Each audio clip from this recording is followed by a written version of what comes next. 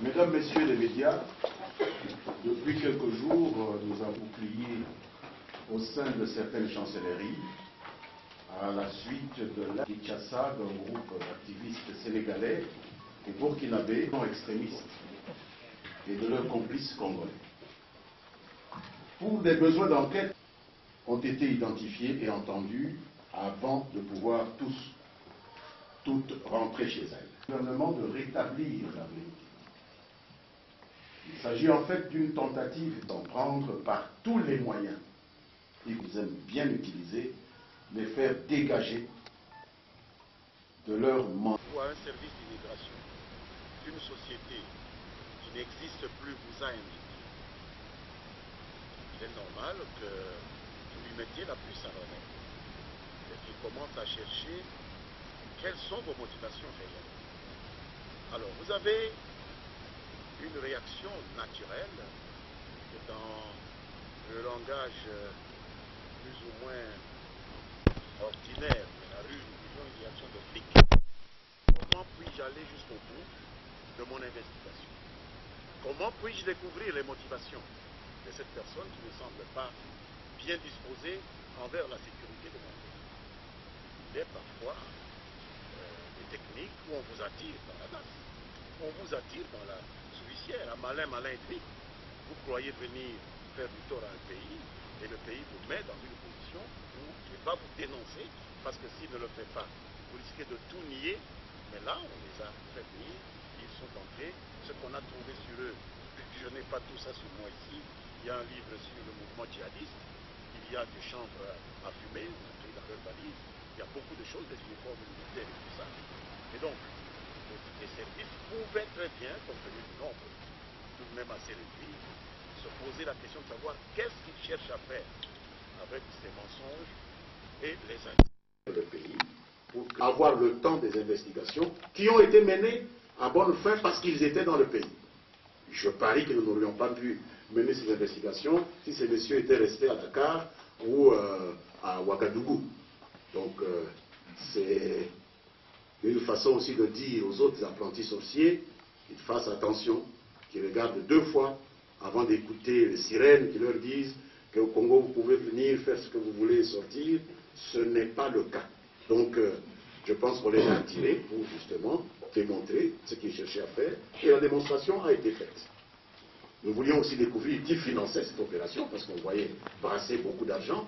C'est des gens qui ont, réservé des chambres à l'hôtel Vénus, qu'ils ont payé sans passer la moindre nuit dans cet hôtel, qui est un hôtel de luxe, qui coûte très cher. C'est des gens qui ont passé leur première nuit, de vendredi à samedi, dans une villa de Binza, qu'ils ont louée à plus de 5 000 $ le mois, et qu'ils ont abandonné 24 heures après, pour aller vers une autre villa, près de la place commerciale de Parc Ambise. 3 700 $, location mensuelle, mais on n'a occupé qu'une seule journée. Donc des comportements comme ça nous permettaient d'avoir suffisamment l'intérêt de rechercher d'où vient tout ça. Et on a pu découvrir. qui a ouvert le compte, on a pu découvrir qui a fait les versements, etc. Et ça nous permet de consolider notre sécurité. Alors, le travail du parquet par rapport aux services de sécurité, est-ce qu'il ne le présente pas au parquet? Non, je pense qu'il y a une explication qu'on doit vous donner. Le parquet est le maître de l'action publique. Le procureur général de la République, ses procureurs généraux, les procureurs de la République, etc., les substituts et tout. Mais le parquet a des auxiliaires. Il y a des auxiliaires de la justice. Ce sont les officiers de la police judiciaire. Ces gens travaillent pour le parquet, ils ne travaillent pas pour eux-mêmes. Lorsqu'un policier constate une infraction, ce n'est pas pour qu'il aille lui-même statuer et décider de la peine à vous infliger, non. Il fait son affaire, il envoie ça chez le procureur qui va prendre des décisions. Or, nos services de renseignement, qui relèvent du ministère de l'Intérieur, tout comme la police, sont composés d'officiers de la police judiciaire.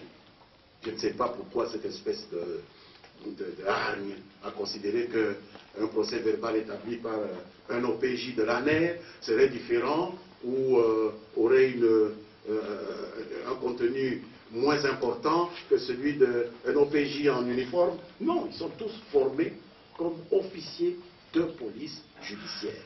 Ils sont tous auxiliaires du parquet. Et dites-vous bien qu'ils ne peuvent pas prolonger la détention de quelqu'un sans avoir reçu l'autorisation du parquet. Mais ces choses-là ne se font pas sur la place publique, d'autant plus que l'instruction préjuridictionnelle est secrète. On ne va pas convoquer la presse pour dire, voilà, tel OPJ demande qu'on prolonge la détention d'un tel parce qu'il n'a pas encore fini ses devoirs, et le procureur a accepté. Ça se passe entre eux. Donc c'est des choses qui se passent au niveau de la justice et de ses services auxiliaires.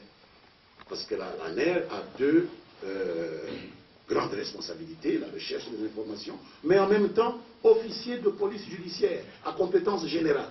Il peut constater des infractions et mettre les auteurs à la disposition du parquet. Donc ce sont des services qui en réalité se juxtaposent, se complètent, et il n'y a pas lieu de considérer qu'il y a une différence entre l'un et l'autre. Je pense que c'est ce que je vais vous dire.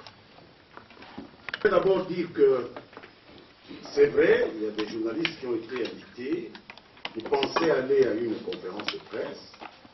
Ça, c'est la lecture des jeunes gens venus du Sénégal et du Burkina et de leurs amis à Kinshasa. Pour nos services de police, non, il s'agissait d'une activité subversive, une activité antipatriotique, une activité de déstabilisation du pays. Donc, l'interprétation est différente selon le point de vue où l'on se trouve.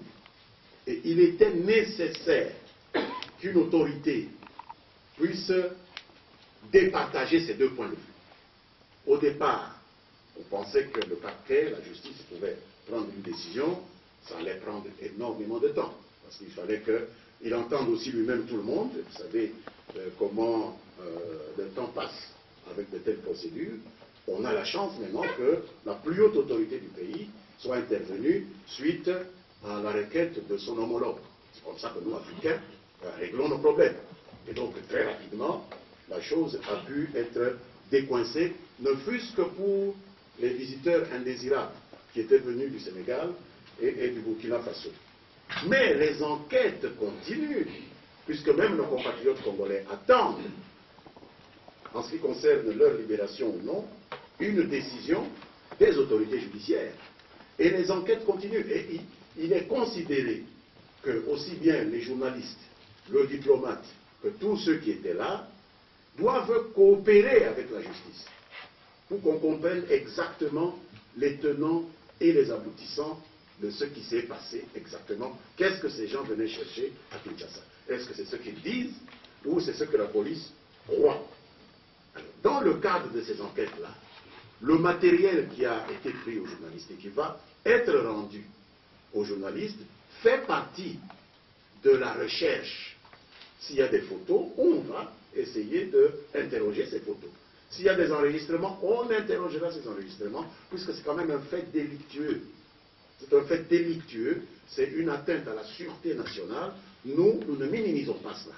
Nous qui conduisons aujourd'hui les affaires de l'État, nous ne minimisons pas cela. C'est pourquoi nous allons demander la sollicitude de tous nos amis journalistes qui se sont trouvés dans cette situation très déplaisante, j'en conviens, de prendre patience. Nous allons demander que les choses s'accélèrent pour que très rapidement tout le matériel soit rendu aux journalistes. Nous savons que le matériel est retenu.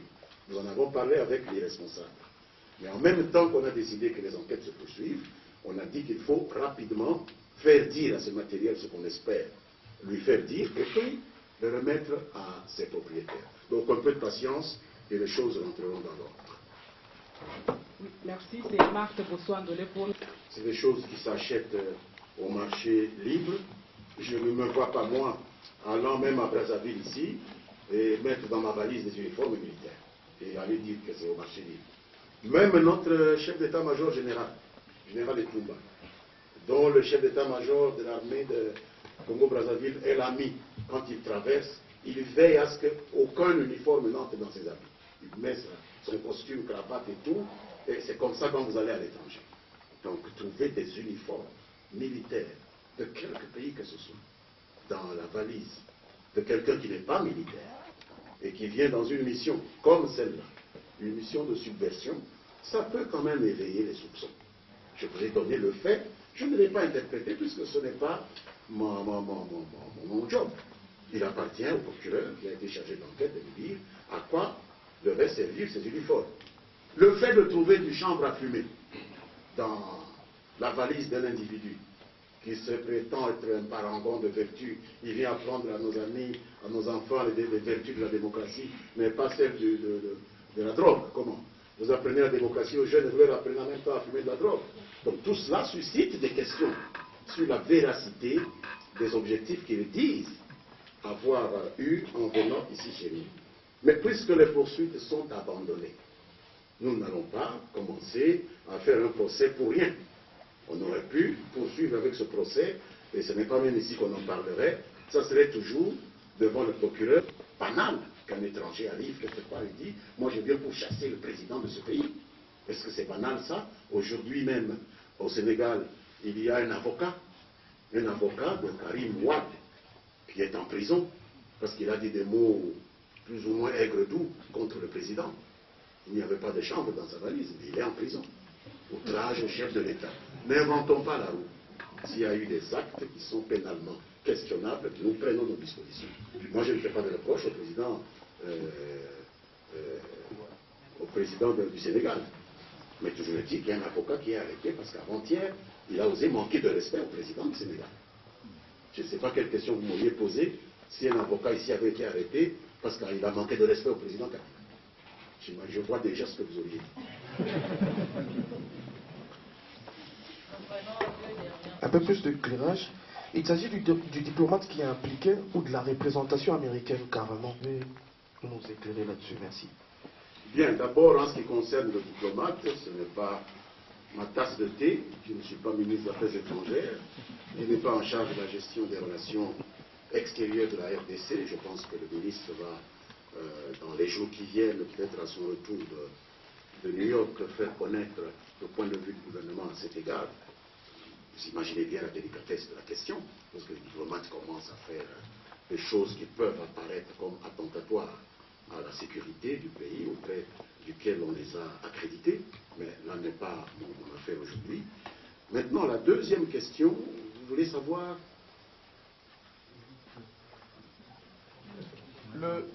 Les autres journalistes ont été vite relaxés. Le fait qu'on a libéré oui. votre confrère un peu plus tard que d'autres, oui, mais écoutez, c'est un banal. Ça aurait pu être un autre qu'on aurait libéré après, parce qu'on n'avait pas fini à prendre de lui des renseignements dont la police judiciaire avait besoin.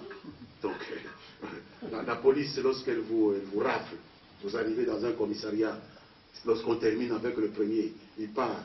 Je ne vois pas pourquoi le deuxième va se fâcher parce qu'on a interrogé le premier avant lui et que lui est sorti après. Non. Vous n'allez quand même pas accuser la police congolaise d'être raciste à rebours. C'est-à-dire ne respecter que les étrangers et pas les Congolais, bien au contraire. Mais il avait certainement plus de choses à dire. On avait quelques témoignages à lui demander. Il y avait eu même des attitudes qu'il avait prises contre la police au moment de l'interpellation, résistance à la force publique, c'est des choses qui existent. Les autres n'ont pas résisté, vous résistez, eh bien, on vous interroge sur la résistance. Et ça peut prendre plus de temps, mais à la fin, il a été libéré, et moi je préfère que nous en tenions là. Il a été remis en liberté, et si son matériel a été retenu, il lui sera rendu. Je pense que c'est ça l'essentiel. Et nous prenons le dernier. Congo FM. Monsieur le ministre, moi j'aimerais savoir, puisqu'aux premières heures de l'arrestation, de l'interpellation terroriste, ce sont des terroristes. L'ambassade des États-Unis, le lundi, a publié un communiqué. Affirme ensuite ont été abandonnés contre ces étrangers, les États-Unis ayant reconnu avoir financé cette activité. Pour le gouvernement terroriste, les États-Unis combattent le terrorisme, donc ce sont les États-Unis qui financent le terrorisme en RDC. Est-ce que Barack Obama, puisque les enquêtes continuent, Barack Obama, le président américain qui représente les États-Unis, sera-t-il entendu par la justice congolaise? J'ai reçu une question hier de la radio, la chaîne publique burkinabé de Ouagadougou, ils m'ont appelé en direct dans leur journal. Question plus ou moins semblable à la vôtre, mais c'était un peu plus caricatural. Monsieur le ministre, le gouvernement congolais dit que l'activité était une activité antipatriotique, que c'était une activité de déstabilisation. Mais l'ambassade des États-Unis reconnaît avoir financé cette activité. N'y a-t-il pas une contradiction? Et la réponse que je lui ai donnée, c'est, je lui ai dit que j'étais d'abord étonné qu'un chroniqueur d'un certain niveau, je ne pense pas qu'on aurait laissé n'importe quel journaliste interroger un ministre étranger à partir de Ouagadougou, qu'un chroniqueur de votre niveau, dans un pays qui se dit révolutionnaire, qui se veut l'exemple en Afrique, de pays qui sont émancipés, puisse à travers cette question donner à croire que la République démocratique du Congo est une sous-préfecture des États-Unis d'Amérique. Pour que lorsque le gouvernement définit une situation, il dit c'est un acte répréhensible.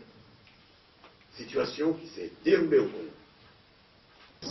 contre les intérêts du Congo, selon le gouvernement du Congo, et qu'il suffise qu'un diplomate américain dise « je suis au courant de cette activité, je l'ai financée » pour que l'activité devienne légale.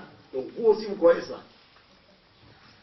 C'est-à-dire que nous ne sommes pas indépendants, nous sommes une province ou un district des États-Unis, et moi, ministre du district ou du territoire, j'ai parlé, et l'ambassadeur qui représente l'État États-Unis dans lequel il y a un district qui s'appelle Congo vient démentir, à ce moment-là il y a une contradiction.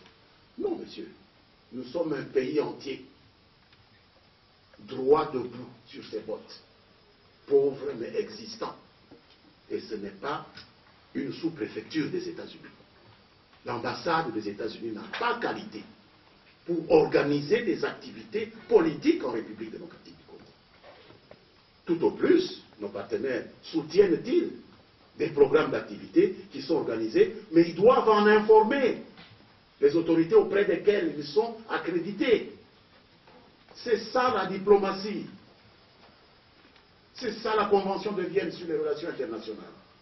Il ne faut pas qu'on vous fasse découvrir la roue maintenant. Non. Nous sommes pour les États-Unis un pays étranger. Les États-Unis sont un pays étranger pour nous. Lorsque nous définissons notre situation, on n'a pas à juxtaposer notre définition avec la définition d'un diplomate qui veut justifier un comportement maladroit. C'est un comportement à tout le moins maladroit. Alors, vous n'avez pas à m'opposer. Moi, je vous donne la définition du gouvernement et vous venez me dire, mais l'ambassade, c'est quoi? Vous pouvez me citer dans les institutions de la RDC une institution qu'on appelle l'ambassade des États-Unis? C'est quoi? Ce sont nos partenaires. Ce n'est pas l'État auquel nous appartenons. Il y a un peu de considération pour l'État congolais, sinon vous serez les artisans de la disparition de ce pays, qui est proclamé par beaucoup. Donc, voilà ce que je peux dire.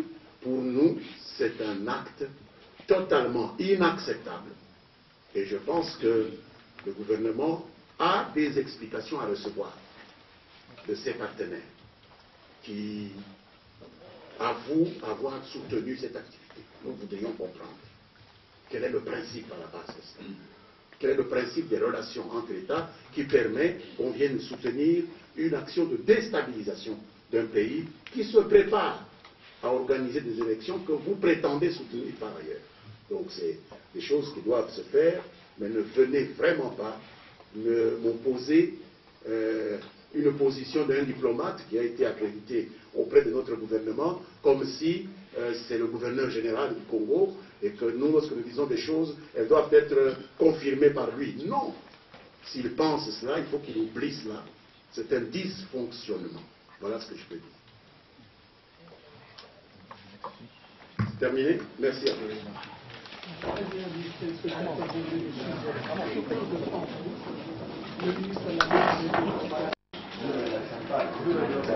vous.